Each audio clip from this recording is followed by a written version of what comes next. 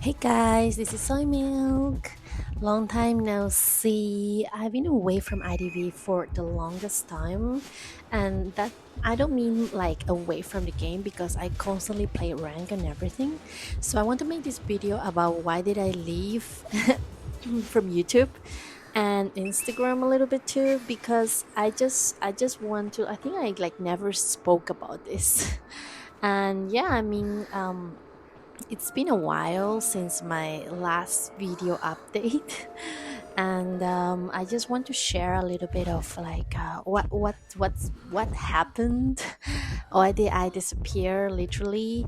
Of course there's many things going on like in everything, and well, first thing first, thank you so much for the people that still follow me. I really appreciate it.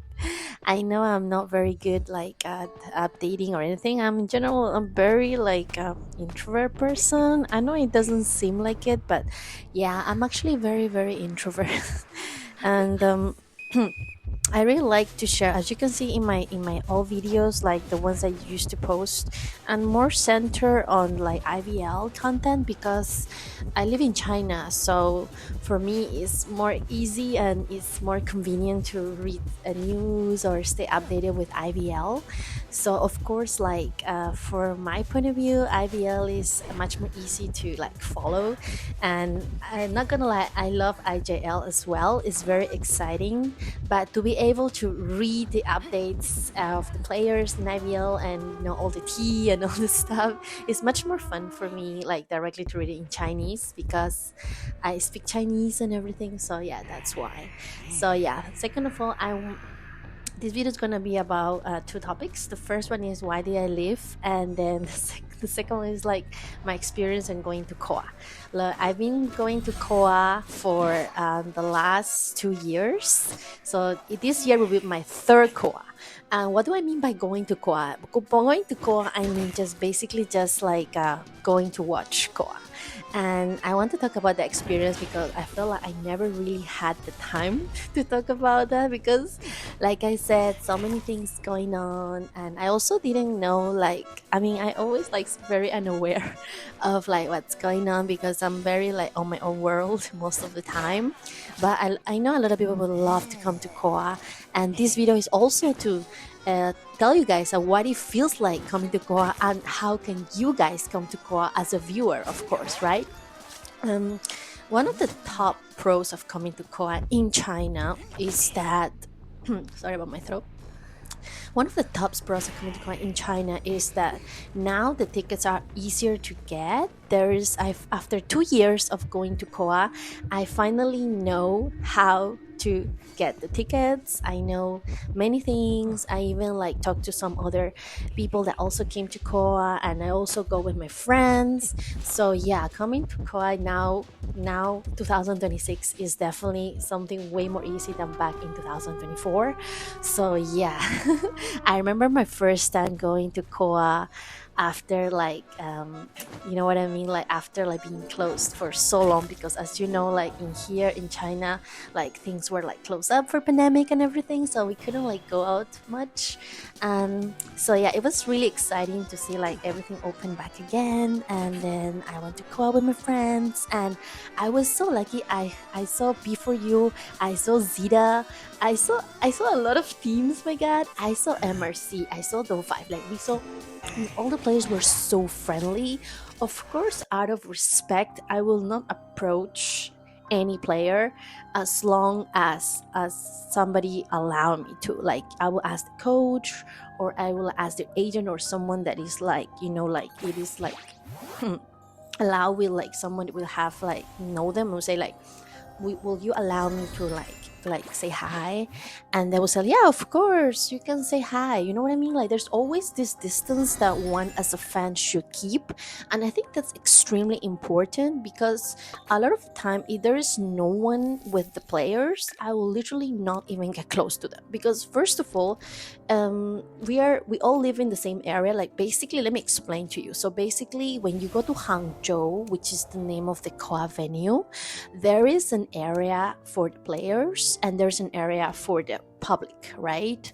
But there's also like a common area like a mall, and this mall will be like, well, everyone hangs out, like players or fans or anyone can hang out because it's a public space, right? So when I was at the mall with my friends, I met some players there hanging out, and I was like, oh my god, is that the team there? So I was with another person there that was like someone that knows some of the members, and I was like, oh my god, that'd be so cool to say hi, you know what I mean? So if it's at the mall and I bump with them at the mall, I would just say hi from a distance, and that's it. But if it's not at the mall, you know what I mean? If it's not a public space, if it's like, for example, at the venue, you know what I mean? And I just happen to bump into Zita because I go to toilet and I bump into Zita, you know what I mean?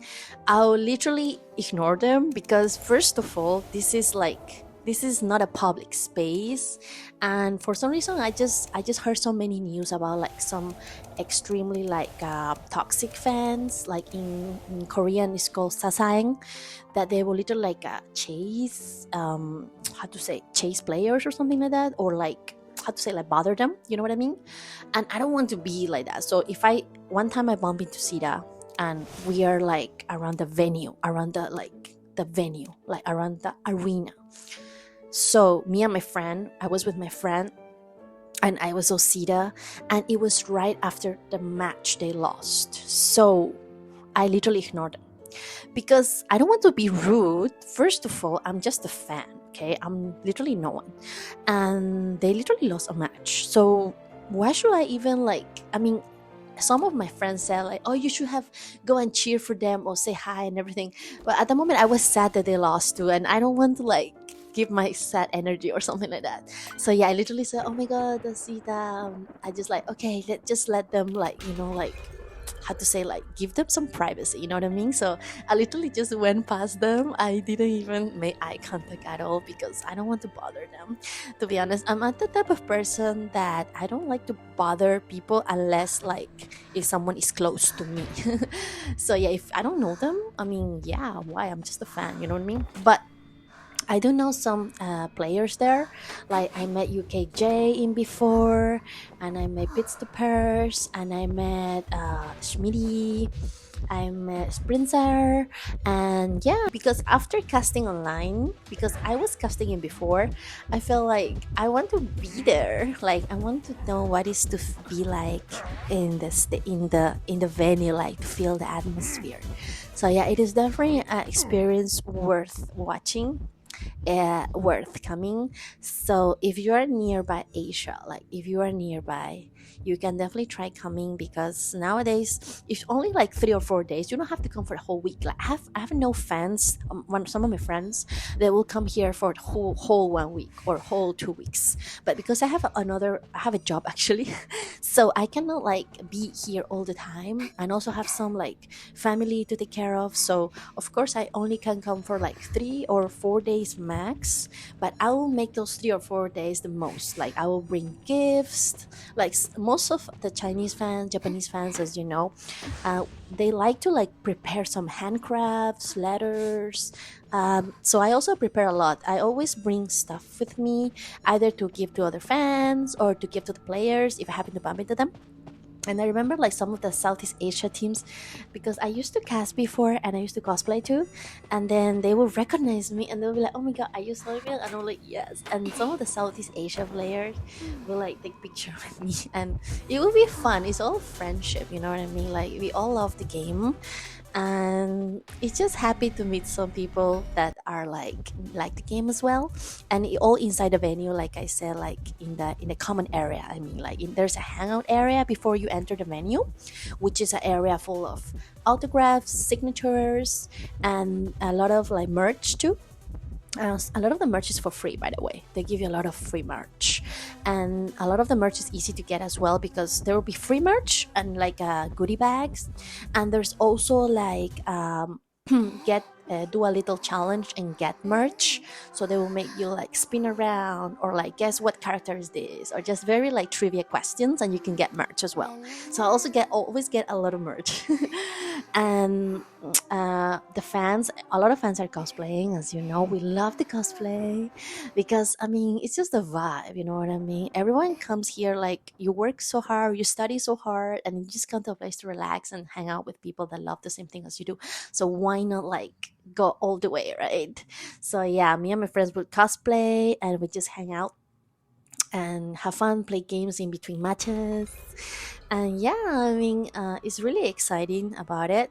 Now we're gonna talk about why did I left. So why did I left is because first of all, like I always feel like I'm not enough of a good player. And I play in Asia server. As you know, Asia server if is one, if not one of the most competitive servers, together with Chinese server. And I happen to play in both. I play in Chinese server, I play in Asia server because I have friends in Chinese server and I have friends in Asia server. So it's very hard for me to rank up. So my maximum rank has always been Griffin in both servers. And also because I like to help my friends farm. So yeah. And then other thing is like about IVL. Yeah, there's a lot of controversial things going on with IVL, and there's so many updates that I'm afraid if you just follow me for the IVL updates, you might not be able to get the whole picture. But yeah, there's always so many cool things to talk about IVL. A lot of changes, especially I'm more like into the area of the players, like to know like I like to know like what are the strategies or like how did like the funny things they do, like especially because I speak Chinese, so I cannot like we can understand like more of the things they say. And for example, the things they say before the matches, like the salty talk, and then it's quite funny to listen to that.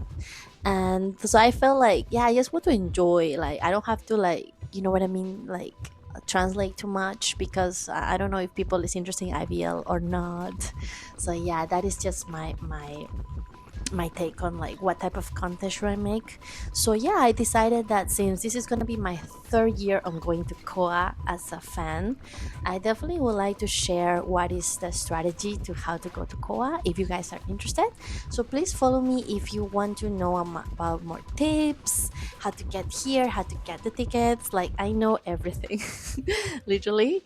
Me and my friend, we finally figured out what ways how to get tickets because especially for finals, because if you get tickets for like a group stage it's actually quite easy because group stage there is more space in the sense like how to say, I mean it depends on the team.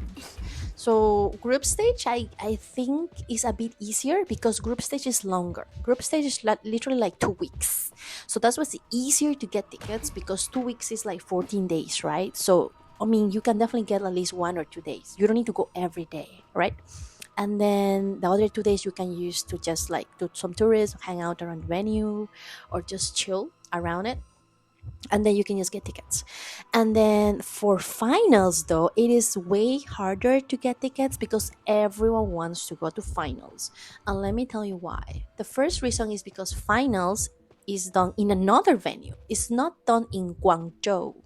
Guangzhou is like Guangdong region, which is the south of China, which is close to Macau, Hong Kong.